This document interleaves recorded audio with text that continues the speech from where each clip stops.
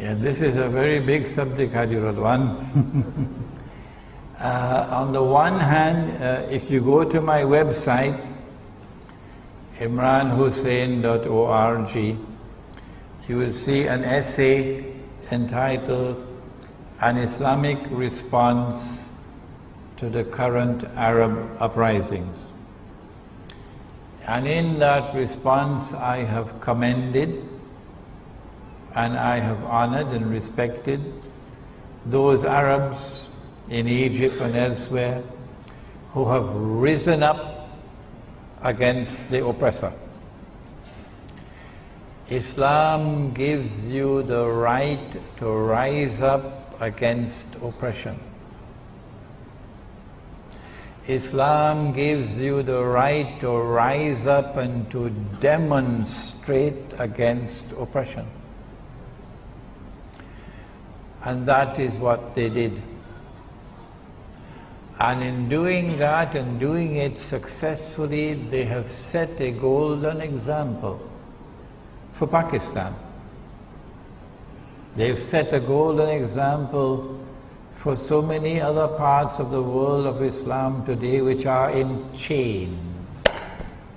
You can't speak. But I have also mentioned that the uprisings which are now taking place are eventually going to facilitate Israel's big wars. Israel has to wage those wars in order to replace the United States as the next ruling state. But Dajjal does not want to wage war and appear as an aggressor. Dajjal wants that Israel should wage her wars and appear to be, we're only defending ourselves. And this thing that is happening now in Egypt and elsewhere, look where it's heading. Elections are going to take place in Egypt later this year, I believe. And you don't need a PhD to know what Washington wants. Washington wants Ikhwan al-Muslimun to win elections, of course. That's why Washington is talking to them now. And when they win the elections, the trap is set. What are you going to do about Gaza? You cannot be an Islamic government in Egypt and close the barrier, the crossing. You have to support your people in Gaza. And so Israel could start crying out, terrorism, terrorism, terrorism from Egypt, and build the foundations for launching an attack. But there's more to it than that as well. Washington will be going down on its knees to beg Egypt, why don't you enforce the Sharia? Imagine that. Washington going down on its knees to beg Egypt. New York Times appealing to the Egyptian government, would you be so kind as to enforce the Sharia?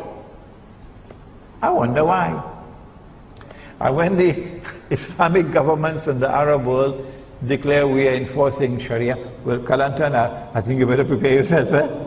So then they'll spring the,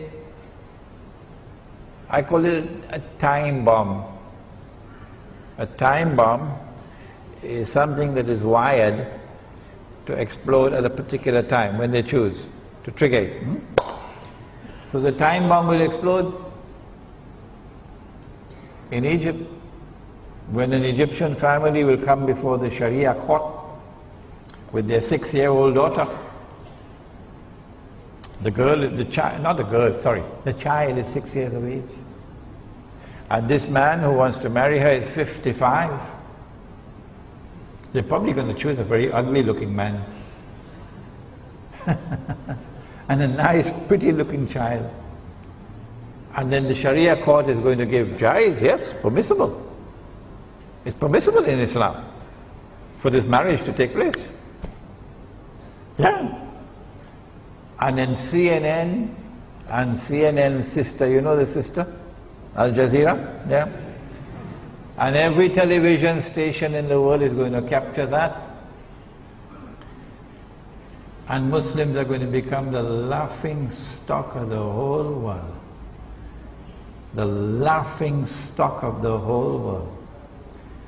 And you are angry with me because I point to that hadith in Sahih Bukhari and I say someone rewrote it?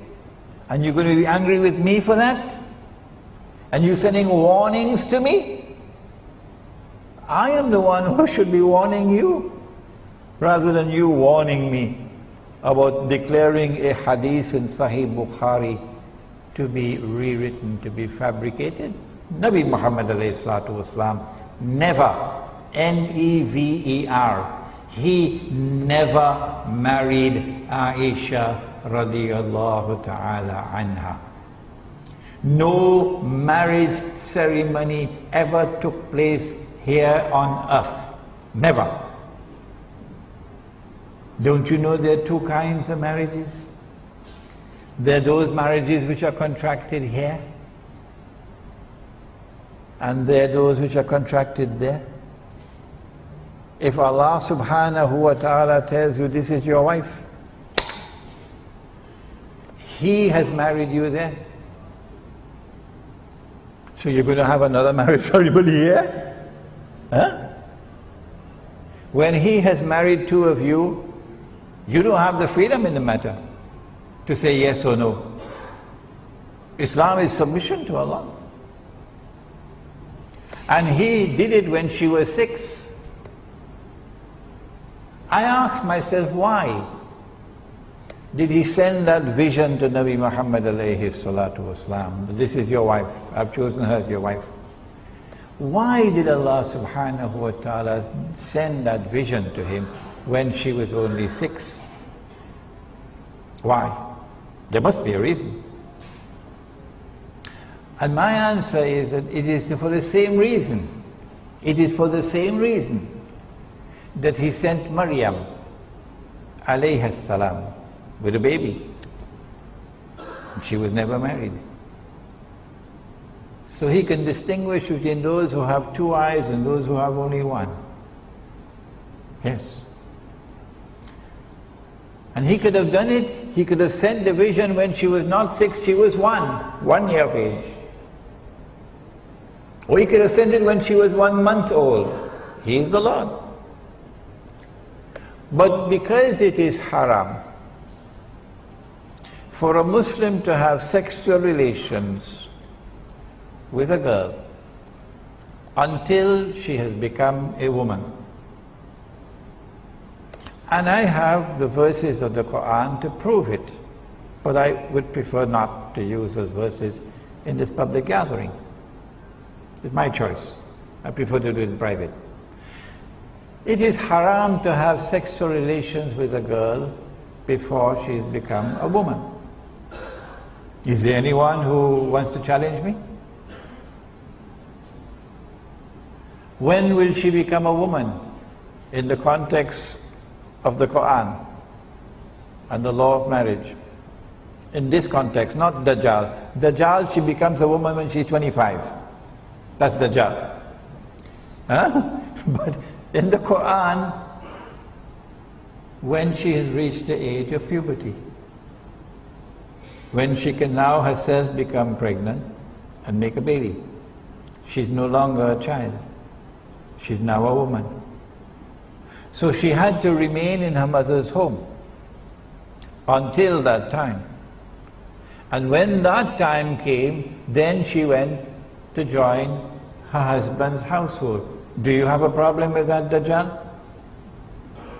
What's wrong with this? Huh? This is what happened. So the hadith, when it says that he married her when she was 6, is false. It's false. He never married her when she was 6. He never married her at all. Never.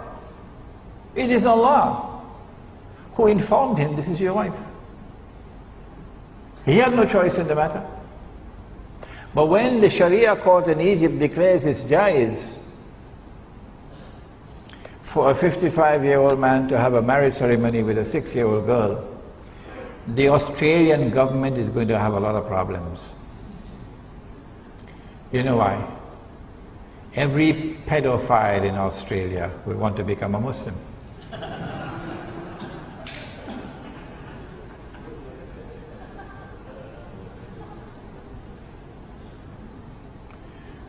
So there are time bombs. This is only one. This is only one. There are other time bombs waiting to explode. And I don't think that Jamiatul Azhar is capable of responding to those time bombs. No. Allah blessed me with a great teacher. Allah blessed me with a great teacher. And that teacher gave me a different method of pursuing knowledge. This is why I'm able to deliver this knowledge to you today. Any more questions?